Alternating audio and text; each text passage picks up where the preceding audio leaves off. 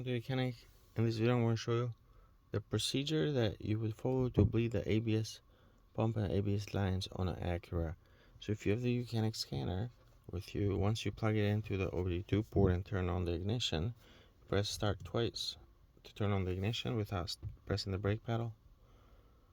Go to maintenance, and then here you would select ABS service and then the Acura, and then you can do manual selection if you want, or you can do smart van, and then Japan, and then press OK. And then next you're gonna select ABS, and in this next screen all you have to select this motor bleed and then press enter down here.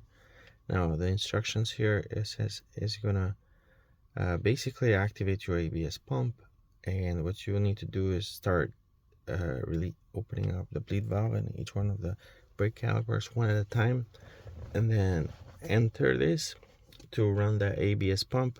So that's going to get the air out all the way from the brake reservoir all the way down to whichever one you are bleeding.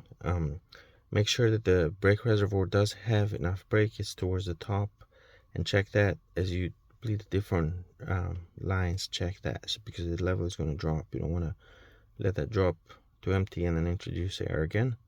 The other thing to keep in mind is when you do run the ABS pump, you do draw a lot of current power from the battery.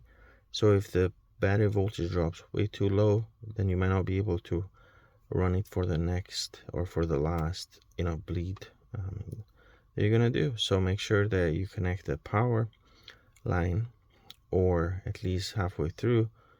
You can go ahead, start the car, let it charge the battery for about 10 minutes, and then redo the other two. So it's important to not let the battery drain, and you can see the battery voltage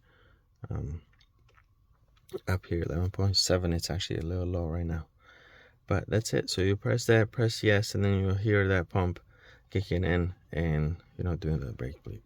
So that's all. Thanks for watching YOUCANIC, where you can be the mechanic.